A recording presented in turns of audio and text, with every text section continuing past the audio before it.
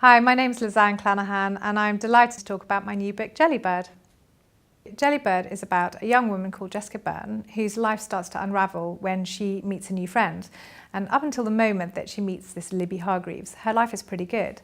She is married to architect Jacques, they have a great marriage, and she's becoming quite a successful jewellery designer. But within a very short period of time, Libby becomes quite a fixture in her and Jacques' relationship.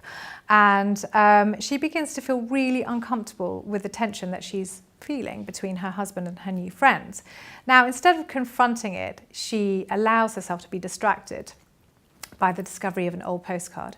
And this postcard was sent from her first love, Thomas, who disappeared, presumed drowned, 17 years ago. And she just throws herself into the journey of finding out what actually happened to him on that night. And along the way, she uncovers a whole lot more than she bargained for. There is an unsolved, very brutal murder. There is a whole web of lies and secrets. And ultimately, she is going to be forced to confront the truth of what's happened between Libby and her husband, Jacques. So I do get asked the question whether I've based any of the events in the book on personal experience. And I always said no, until someone read the book and pointed out that actually there were a few parallels, and I was totally unaware of them. And one of those is where Jessica loses her father. He ups and leaves the house one night and never returns, and she struggles to cope with that loss. My own father died after a very short illness. And so it's something that I obviously fed into the narrative without being fully aware of it. And then there was also, Jessica does experience a very traumatic event when she's a young girl. And it's not something that I have been unlucky enough to experience myself.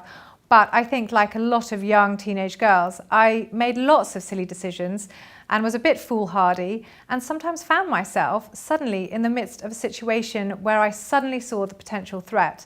And I think that residue of sort of dawning horror and realization as to where you've put yourself stayed with me and did inform the writing of that scene. I'm working on a book about a girl called Pia who returns from holiday to find that someone has mistakenly picked up her suitcase at the airport and walked off with it. The next day, the suitcase is returned, minus her holiday photographs.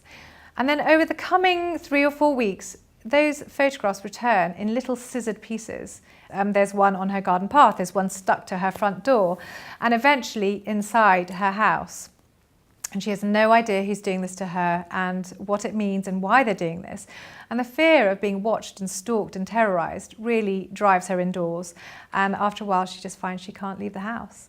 And we see her again a few years down the line, and she's house-sitting at a very unique and beautiful old building in the centre of London. It's an 18th century house that was built to house a private collection of books.